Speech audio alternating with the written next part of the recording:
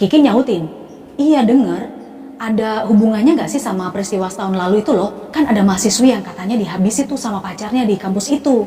Nggak tahu juga ya. Coba deh, gimana kalau besok kita buktiin lagi di lift itu? Dia ngerasa tengkuknya lagi-lagi merinding. Pelan-pelan dia menoleh. Dan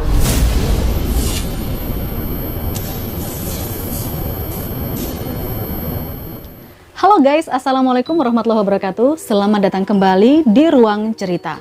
Ruang tempat kamu bebas bercerita apa aja. By the way, terima kasih ya buat kamu yang sudah klik lagi video ini. Ya, di video kali ini seperti biasanya aku akan ceritain sebuah kisah horor yang lokasinya itu di sebuah universitas besar di salah satu kota di Jawa Timur, Indonesia. Lengkap banget ya. Konon kisah horor ini berawal dari kisah nyata yang kemudian udah berkembang menjadi urban legend gitu loh di universitas itu guys. Kita spill dikit ya. Di kampus itu atau di universitas itu pernah terjadi kasus penghilangan nyawa seorang mahasiswi yang konon arwahnya itu sering banget mengganggu orang-orang yang beraktivitas di sana. Mulai dari office boy tah, security kah, mahasiswa sampai visitor atau tamu di universitas itu. Jadi bikin penasaran ya. Gimana cerita kali ini? Ya udah nggak usah nunggu lama-lama, langsung aja kita masuk kemana? Ya, ke ceritanya.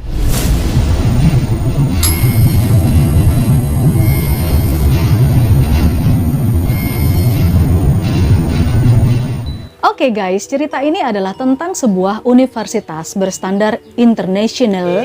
Saya harus ngomong international, yang lokasinya sebut saja di kota R. Ya, universitas ini tuh emang udah hits banget ya.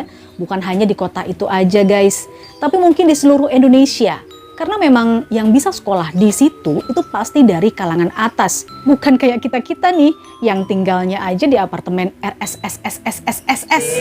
Rumah sangat sederhana sekali, sampai suite saja sulit.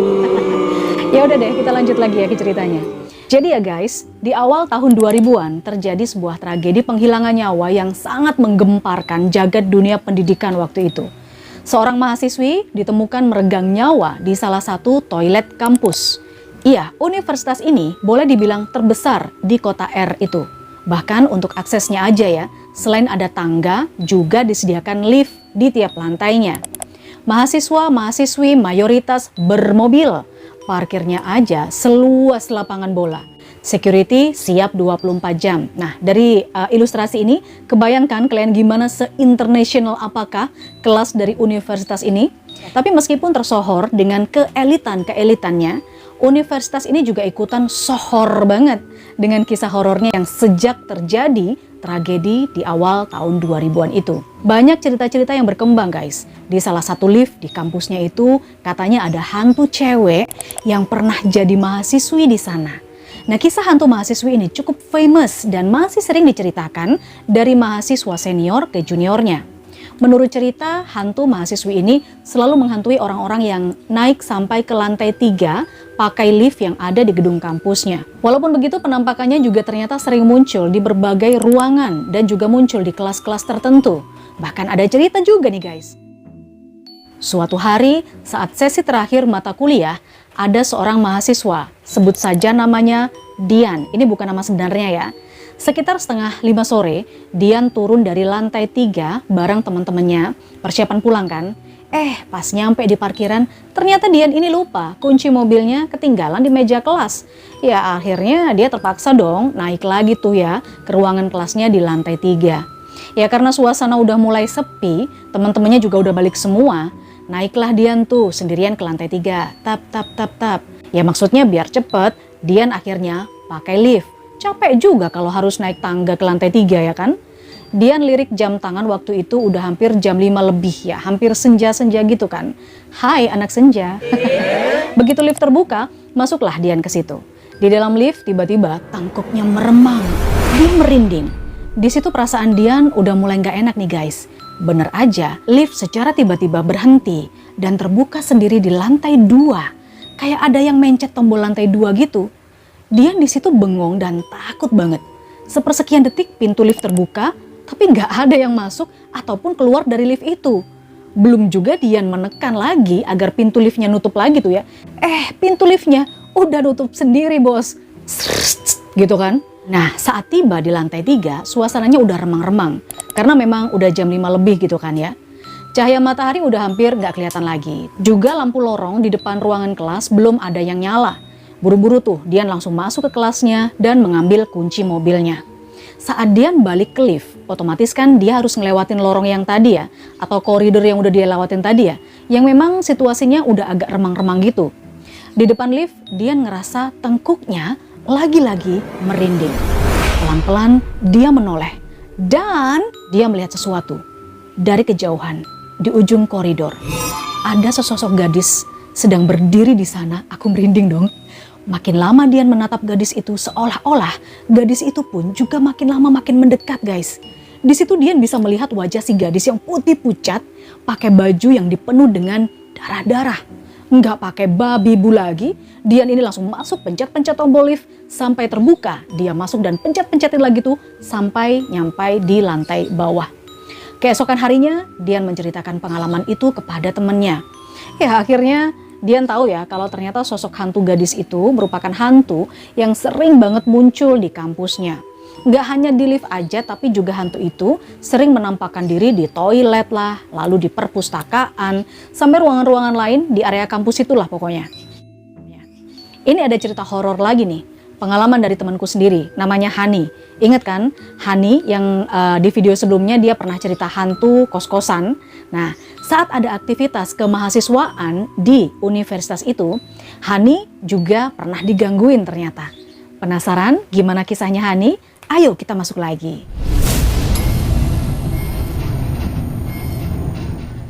Ya guys, temanku Hani ini memang nggak kuliah di universitas itu ya, tapi dia ada aktivitas dikit lah di sana. Itu sekitar tahun 2003.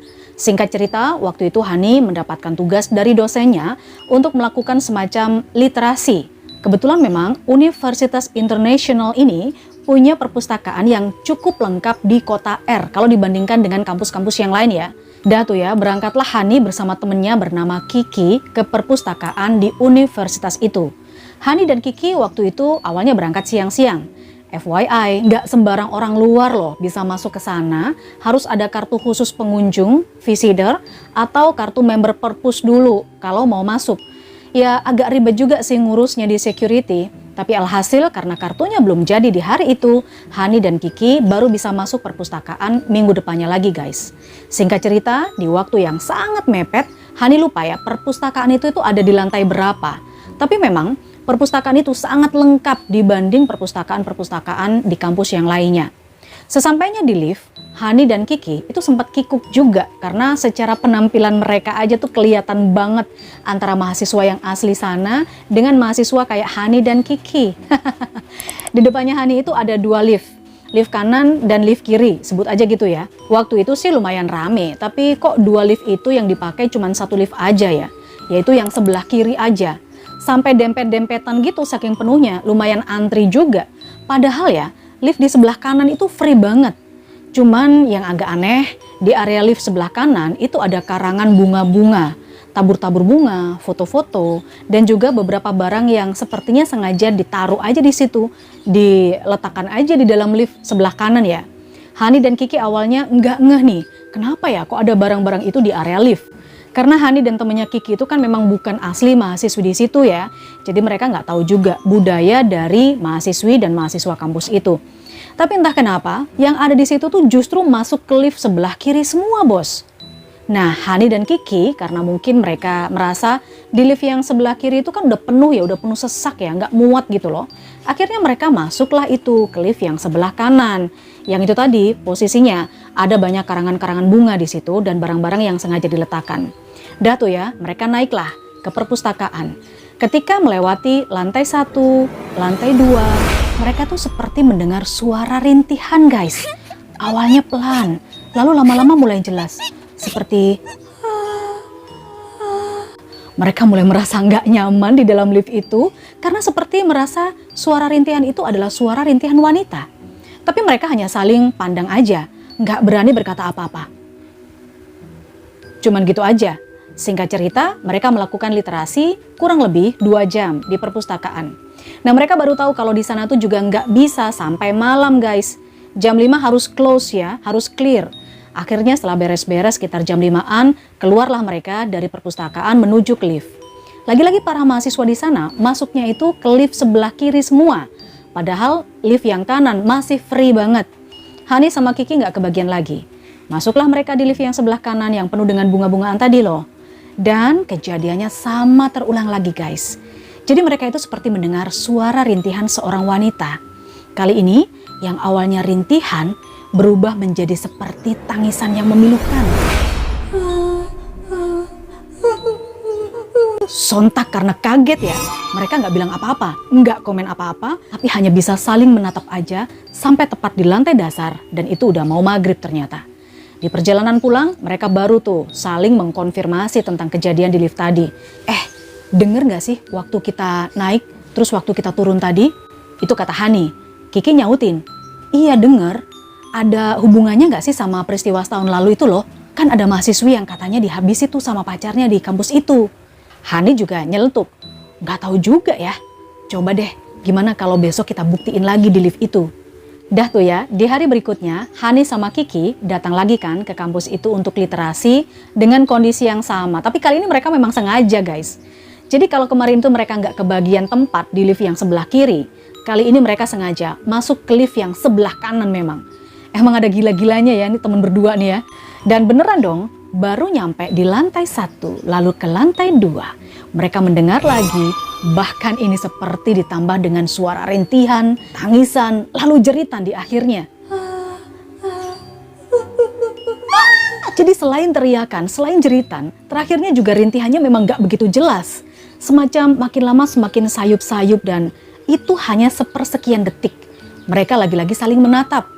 Begitu mereka sampai di perpustakaan itu, akhirnya mereka keluar dan mereka benar-benar yakin kalau di lift itu guys, yang terjadi kemarin dan hari ini itu bukan halusinasi mereka. Memang betul-betul terjadi dan ini nyata mereka dengar gitu ya. Akhirnya setelah melakukan literasi seperti biasanya dan karena ada sedikit rasa was-was dan takut juga ya, Hani dan Kiki balik lebih awal tuh. Nggak sampai jam 5 sore guys mereka di sana. Dan mereka turun pakai lift yang mana? Yang mana? Ya benar. Pakai lift yang kanan? Enggak dong, enggak. Pakai lift yang kiri, meskipun agak desak-desakan, enggak apa-apa deh. Daripada denger yang aneh-aneh lagi. Oke, teror-teror hantu di sana udah jadi urban legend guys. Dari kisah-kisah yang beredar, cerita-cerita horor itu mulai muncul sejak tragedi penghilangan nyawa mahasiswi di awal tahun 2000-an. Sebenarnya apa sih yang terjadi? Ya udah, kita masuk ke cerita yang ini. Jadi ya bos, di awal tahun 2000-an ada seorang mahasiswi yang meninggal di sebuah ruangan di kampus itu. FYI, saat peristiwa itu terjadi, aku juga pas banget lagi tinggal di sebuah kos-kosan dekat dengan Universitas Internasional ini, di kota R ya. Waktu itu kalau tidak salah tahun 2002. Nah, ada seorang mahasiswi yang punya hubungan asmara dengan mahasiswa di kampus yang sama. Jadi ini semacam kisah kasih ya di kampus. Tapi suatu kali mereka itu berantem. Berantemnya hebat karena cemburu, jealous. Gak tahu urusan apa yang membuat si cowoknya ini benci banget pada si cewek. Bahkan sampai berencana menghabisi nyawa mantan kekasihnya ini. Dari berita-berita yang beredar, si cowok merasa gak terima, gak puas diputusin begitu aja sama si cewek. Akhirnya dia bayar tuh, nekat dia bayar orang lain. Di situ adalah yang dia bayar cleaning service di kampus itu untuk melenyapkan mantan ceweknya ini. Beberapa hari setelah itu, jasad sang mahasiswi ditemukan nggak bernyawa di salah satu sudut di gedung kampus, tepatnya di toilet yang biasa disebut gedung P. Sejak tragedi itu, beberapa orang mengaku melihat penampakan hantu gadis itu ketika naik di lift. Sebagian lagi mengaku melihatnya di ruang kelas atau di koridor yang kosong. Beberapa mahasiswa mengaku melihat penampakannya ada juga di toilet wanita. Sosoknya memang sangat menyeramkan. Penuh darah, wajahnya sedih dan pucat. Suara-suara aneh juga sering terdengar saat mata kuliah sudah selesai.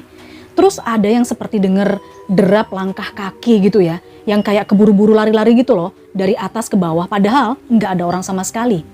Ada juga yang seperti terdengar suara mengerang kesakitan, rintihan, jeritan minta tolong, dan ini sering terjadi pada orang-orang yang beraktivitas di kampus itu. Oke bos, itu tadi sebuah kisah horor urban legend dari sebuah universitas internasional di kota R di Jawa Timur. Makasih ya buat Hani, Dian, Kiki yang udah menambah asupan horor di channel ini. Jadi juga buat kamu yang punya cerita-cerita horor yang lainnya nih guys, bisa juga kok dibagikan lewat email atau kamu cek aja WA di deskripsi video ini. Dan jangan lupa bantu channel ini berkembang, dukung caranya dengan kasih like jempol ke atas, subscribe sekalian diklik lonceng notifikasinya. Karena apa? Karena aku nggak sabar ketemu kalian dengan cerita-cerita baru yang lainnya. Wassalamualaikum warahmatullahi wabarakatuh. Bye-bye.